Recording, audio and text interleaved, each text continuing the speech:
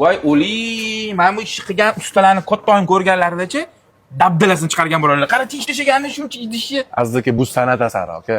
Xullas, butun dunyoga dong ketayotgan Buxoroda bo'layotgan Binalini bizga haqqoniy, chiroyli obzor qilib beramiz. Faqat videolar emas, nima haqida, ma'lumotlar qilingan ma'lumoti bilan. Yana bitta ma'lumot. Food blogerlarning orasida faqat biza bunaqa art obyektlarni obzorini qilyapmiz. Eng bekorchisi o'zimiz ekan. San'atni va tarixni yaxshi ko'radiganlar yaqinroq kelib olinglar. Sizlar uchun qiziq ma'lumotlar bo'ladi. Shunchaki reels ko'radiganlar tepaga chiqarib olsanglar ham bo'laveradi. Hindistonlik shefpor Gupta ziravorlardan ilhomlanib, ana mana shu taqir-tuqirlardan qilingan binoni o'ylab topgan ekan. Azizlar, xush kelibsizlar. Hozir biz 12-asrda barpo etilgan birinchi O'rta Osiyodagi musulmonlar masjidi turibmiz. Binalini aynan shu joydan boshlaymiz. Lekin eng qiziq joyini aytib beraman. Bir vaqt o'zida o'sha paytda 3 ta din vakili bu yerda o'zining ibodatlarini qilgan, ya'ni yevreylar, zardushtiylar va musulmonlar. Bu yerda ko'rib turgan narsalar Buxoroning birinchi xaritasi. Endi davomini ko'ramiz. Shu insonning bobosi Buxoro amirining shaxsiy oshpazlaridan biri bo'lgan ekan. Bu odam hozir Buxoro kuxnyasi haqida, o'sha amirga qanaqa ovqatlar qilingan haqida gapirib beryaptilar. Umuman bu binoga kirganinglarda Buxoro to'ylari, Buxoro oshxonasi haqida deyarli hamma ma'lumotlar gapirib o'tishgan. Ulardan tashqari bu bino qanaqa restavratsiyalarni ko'rib o'tgani haqida ham gapirib o'tilgan. Yana bitta qiziq fakt, 20-asr boshlarida mahalliy aholi bu binoni o'zligi turpoq bilan ko'mib bekitib qo'yishgan ekan.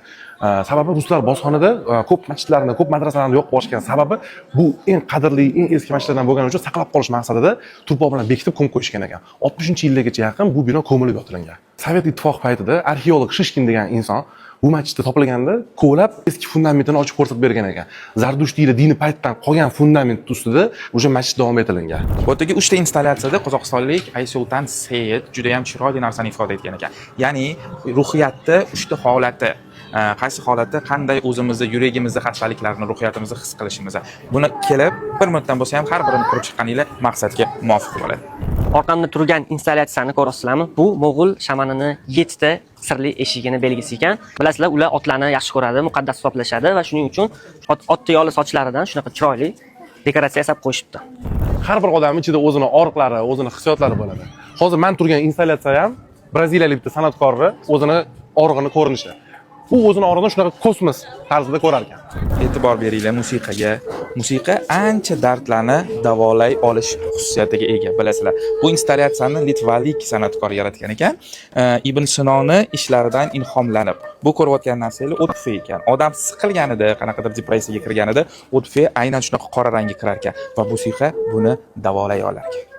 Bu installyatsiya esa Aziza Qodiriy. O'zi asli o'zbekistonlik, lekin Angliyada yashaydigan ayol matoni paydo bo'lishini tasvirlab bergan. Bu narsani o'zlarining bobolarini tarixlariga Sen ham befarosatsan, sen ham befarosatsan. Bu narsani bobolarini tarixlariga ataganlar, chunki bobolari taxta taqozosi bilan o'zlarining yurtlarida yashay olmaganlar va har bitta nuqtada, har bitta yashagan davlatlarida o'zlarining davlatlarini eslatuvchi qaysidir qismlarni eslab, xotiralab, o'zlarining buvilariga aytib bergan.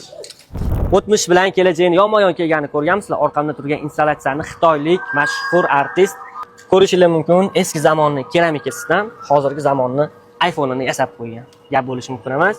Orqamda turgan installyatsiya har xil paketlardan qilingan ekan. Bilgan ma'lumotimiz faqat shu bo'ldi, chunki biz so'radik, ma'lumot ishdan bergani yo'q. O'shaning uchun ketamiz. Yo'q, men o'qidim. Qozog'istonlik artist installyatsiyasi ekan bu. Hozirgi ayollarni, yosh katta ayollarni chetlashtirish, ayollarga bo'lgan munosabatni san'at orqali ko'rsatish ekan. Men o'qib oldim hozir. Feminizm emasmi? Yo'q, sen o'qishni bilmaysan. Fayamamni yomon boplashibdi, gap bo'lishi mumkin emas. Uzoqdan qaraganda xrustalli nimadir o'xshatib, lekin yaqin borib qarasam, qaranglar, qanaqa arka yasab qo'yishgan. Novotdan gap bo'lishi mumkin emas. Aziz, bu shunchaki arka emas. Bu novotdan uy ekan. Ma'nosi yo'qolib ketayotgan odatlarimiz, qadriyatlarimiz hammasini ifoda etib, novot ham o'zini nima deydi, bir turida o'zimizning qadriyatimizni yo'qolib. Suv choy damlab novot choy icha olamizmi? Bu installyatsiya go'yoki siz o'zingizni suvni tagida his qilgandek, xotirjam his qilishingiz uchun qilingan narsa ekan. Mana bo'rtib chiqarilgan har xil rangdagisi bu to'lqinlarning ifodasi ekan. Endi tepaga qaranglar. Tepada bu o'rtada quyosh, bu ham keramikadan qilingan, yonida baliqlar va suzanaylar.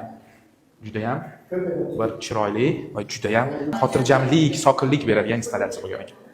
Bu installyatsiya boyagi buyruq esingizda bo'lsa, o'shani davomi. Ya'ni insonni dardini, ichidagi bor hissiyotlarini shu yerga gapirasizlar va bu o'sha buyruqda musiqa tarzida chiqadi. Tasavvur qilinglar, bu isbotlangan, tekshirilgan narsa. Hozir bu yerga gapirsam, dardlarimni u yoqqa musiqa bo'lib boradi. Bu tojikistonlik artistni installyatsiyasi ekan. Bu hamma narsa misdan qilingan. Ya'ni ayollar mehmondorchilikdan kelgan, hamma yoniga yig'ishtirib, bemalol o'tirib, suhbatlashishini, dilini yoyishini ifoda etgan installyatsiya ekan. Bu hammasi mis. Bu installyatsiya esa juda ham mashhur dizayner koreyalik Kim installyatsiyasi ekan. Laylaklar nimani ifodasini beradi? Buxoroda bir paytlar laylaklar bo'lgan ekan va u laylaklar tabiiy ofatlar, tabiat o'zgarishi tufayli uchib ketgan ekan, qaytib keladi degan umidda. Va nimaga har bitta xona material qilingan? Chunki koreyaliklar juda ham ko'p o'sha paytlarda ko'chmanchi bo'lgan. Urushlar sababli koreyaliklar juda ham ko'p uydan uyga, yerdan yerga ko'chishgan va shu sababdan bu hamma narsa go'yoki bitta bog'chani ifoda etar ekan. Ushbu installyatsiya Falastin, G'azodagi qadimgi hammom bor ekan, juda ham mashhur. O'shani naqshi ekan. O'sha g'azolik artist kelib, mana shuni o'z qo'llari bilan qilgan ekan, saqlab qolish uchun. Afsuski, u hammomning originali hozirgi kunda bombalar tushish oqibatida yo'q bo'lib ketgan ekan. O'sha narsani saqlab qolish maqsadida kelib, o'sha uzorni birga bir qilib mana bitta yasashgan ekan.